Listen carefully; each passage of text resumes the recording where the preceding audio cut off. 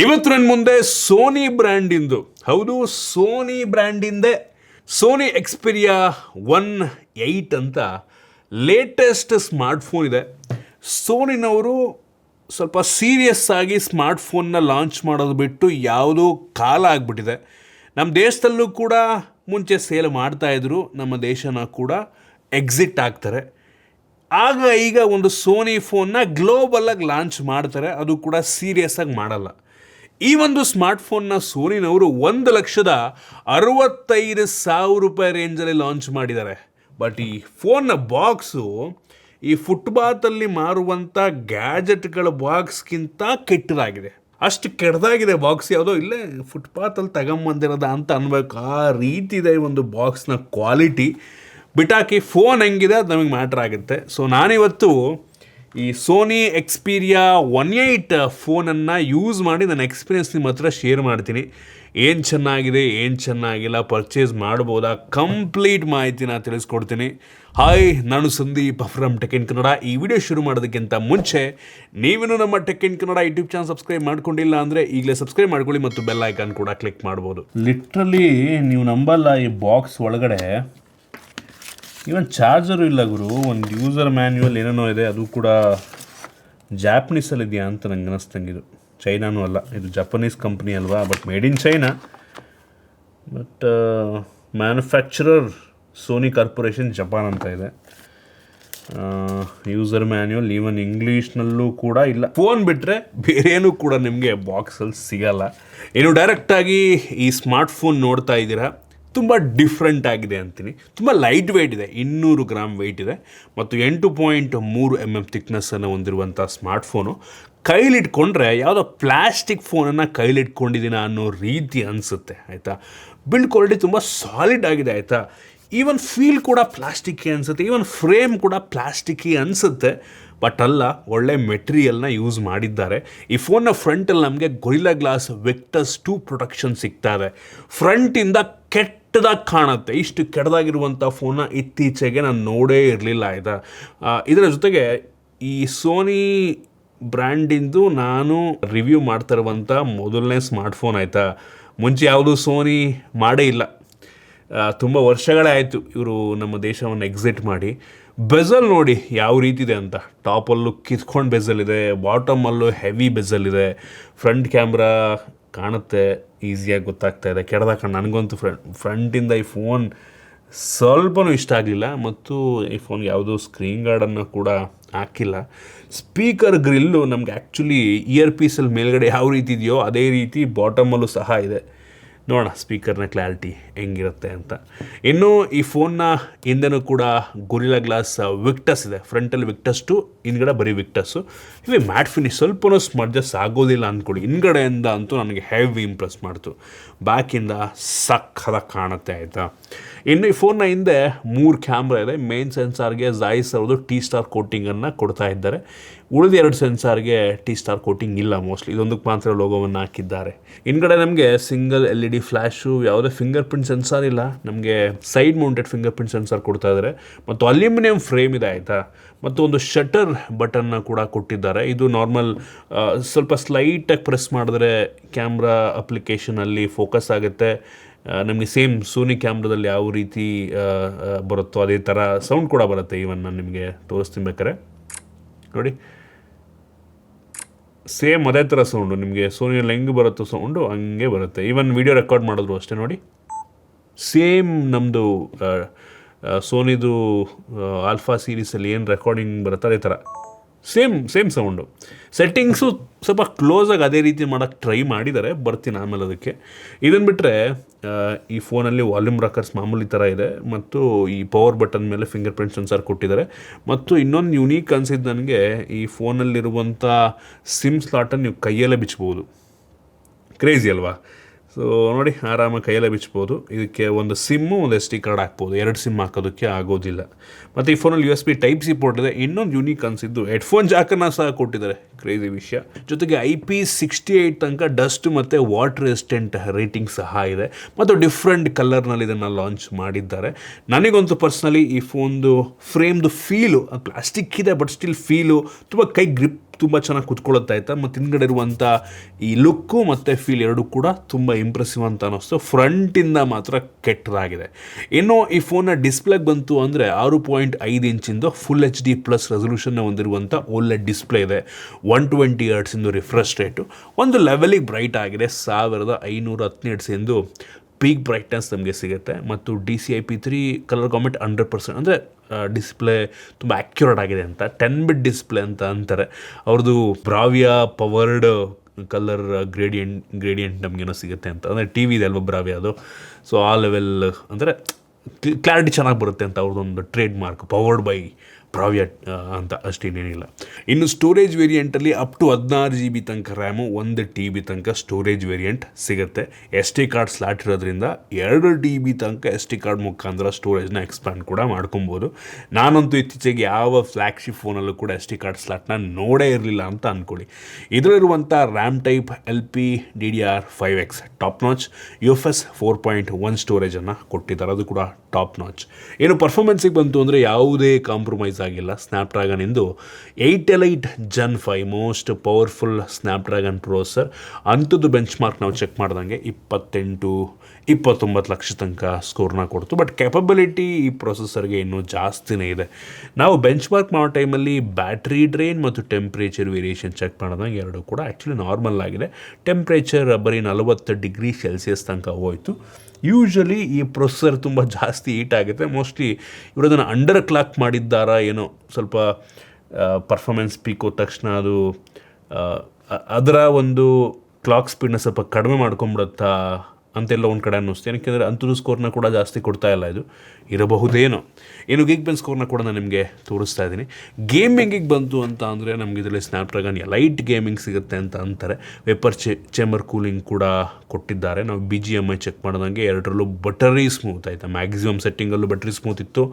ನಿಮಗೆ 120 FPS game play support ಕೂಡ ಇದೆ. ಸೊ ಗೇಮರ್ಸ್ಗಳು ಆರಾಮಾಗಿ ಆಡ್ಕೊಬೋದು.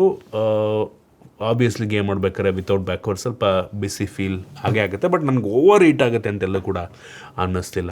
ಇನ್ನು ಮೇನ್ ಈ ಫೋನ್ದು ಸೆಂಟರ್ ಆಫ್ ಅಟ್ರಾಕ್ಷನ್ ಕ್ಯಾಮ್ರಾಗೆ ಬಂತು ಅಂತ ಅಂದರೆ, ಈ ಫೋನ್ನ ಹಿಂದೆ ಟ್ರಿಪಲ್ ಕ್ಯಾಮ್ರಾ ಇದೆ. 48 MP main sensor, f1.9 aperture with optical image stabilisation with ಹಾಗೆ ಹೇಳ್ದಂಗೆ Zeiss T-Star ಕೋಟಿಂಗ್ ನಮಗೆ ಸಿಗುತ್ತೆ. ಇದು ತೆಗೆಯುವಂಥ ಫೋಟೋ ಆ್ಯಕ್ಚುಲಿ ಚೆನ್ನಾಗಿದೆ ಆಯಿತಾ. ನಮಗೆ ಕಲರ್ ಸೈನ್ಸು ನಮಗೆ ಸೋನಿ ಕ್ಯಾಮ್ರಾದಲ್ಲಿ ಯಾವ ಥರ ಬರುತ್ತೋ ಆಲ್ಮೋಸ್ಟ್ ಹಂಗೆ ಇದೆ ಅಂತ ಅನ್ನಿಸ್ತು. ಕಲರ್ ಸೈನ್ಸು ತುಂಬ ಪಾಪ್ ಆಗೋ ರೀತಿಯೂ ಇರೋಲ್ಲ, ಒಂಥರ ಬ್ಲ್ಯಾಂಕ್ ಆಗಿರುತ್ತೆ. ಸೊ ನೀವು ಸೋನಿ ಯೂಸರ್ ಆಗಿದ್ದರೆ ಸಿಮಿಲರ್ ಅಂತ ಅನ್ನಿಸ್ಬೋದು ಆಯಿತಾ. ಮತ್ತಿನ್ನೊಂದು 48 MP ಅಲ್ಟ್ರಾ ವೈಡ್ ಆ್ಯಂಗಲ್ ಕ್ಯಾಮ್ರಾವನ್ನು ಕೊಟ್ಟಿದ್ದಾರೆ.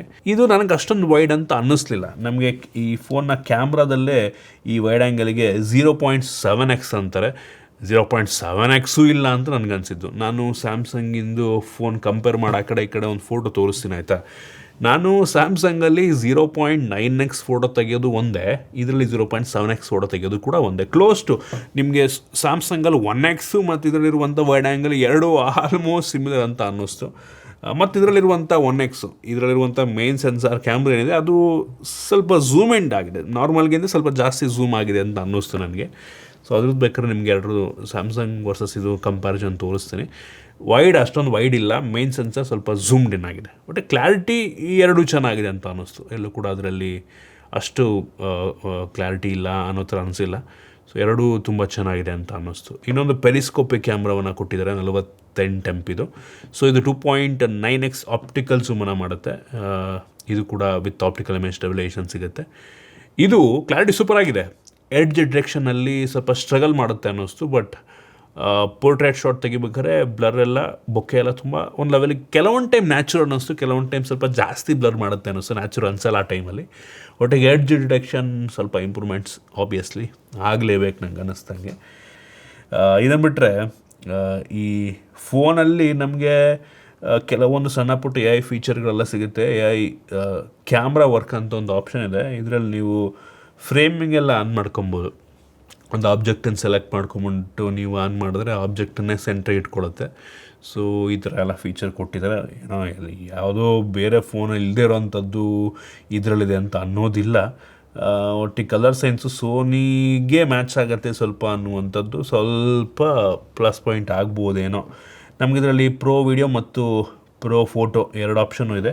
ನಾವು ಪ್ರೋ ವಿಡಿಯೋಗೆ ಹೋದರೆ ನಮಗೆ ಈ DSLR-ಅಲ್ಲಿ ಬರುವಂಥ ಕೆಲವೊಂದು ಆಪ್ಷನ್ಗಳು, ಫಂಕ್ಷನ್ ಬಟನ್ನು ಅದೆಲ್ಲ ಅಂದರೆ ಸ್ವಲ್ಪ ಕ್ಲೋಸ್ ಟು ಕ್ಯಾಮ್ರಾ ರೀತಿಯಲ್ಲೇ ಕಾಣುತ್ತೆ, ಮತ್ತು ಮೈಕಿಂದು ಇಂಡಿಕೇಟರ್ ಎಲ್ಲ ತೋರಿಸುತ್ತೆ.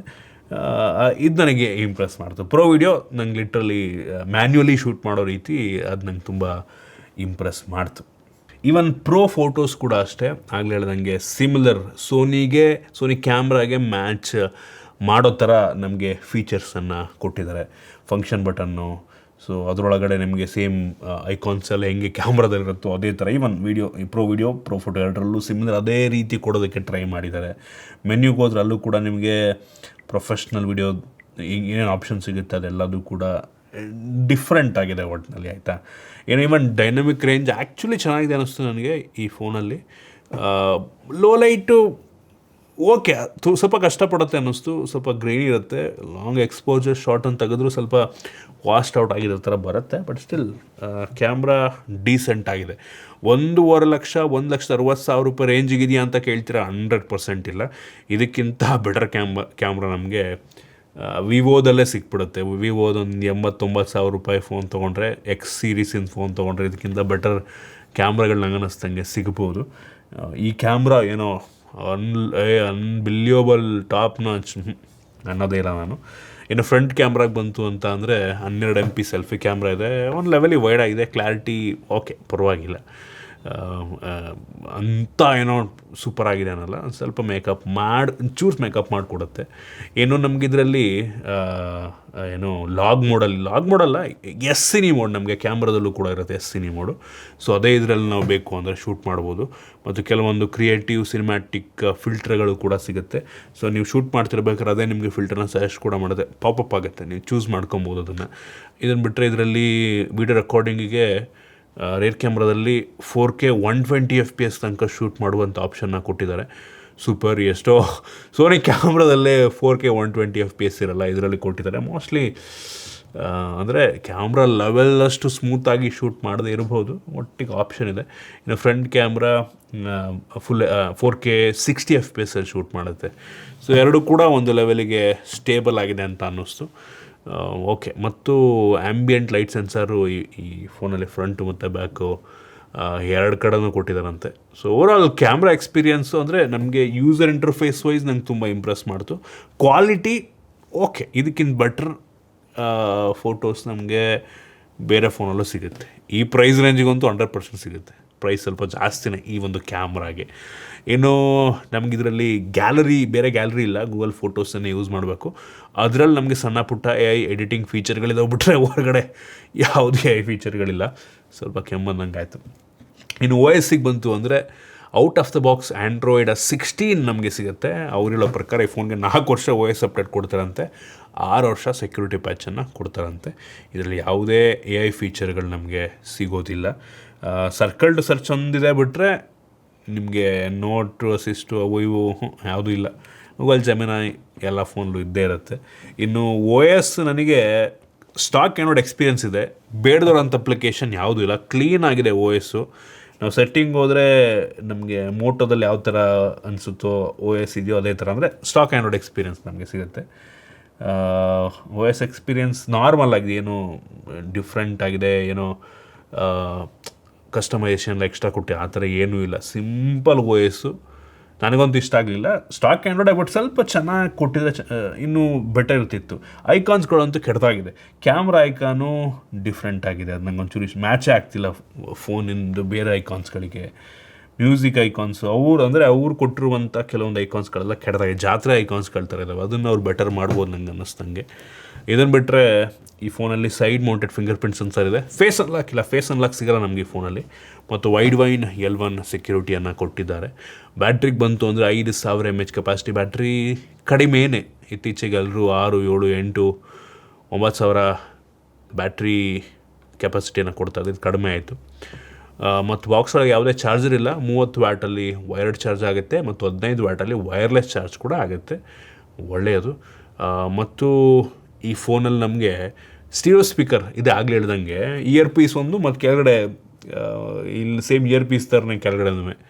ಸೊ ಸ್ಪೀಕರ್ನ ಕ್ಲಾರಿಟಿ ನೀವು ಪ್ಲೇ ಮಾಡೋದು ತೋರಿಸ್ಬಿಡ್ತೀನಿ.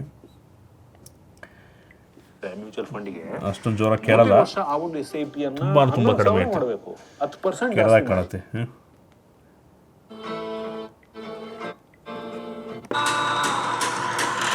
ಕ್ಲಾರಿಟಿ ಚೆನ್ನಾಗಿದೆ, ವಾಲ್ಯೂಮ್ ಇಲ್ಲ, ಫುಲ್ ಕಡಿಮೆ ಆಯಿತು.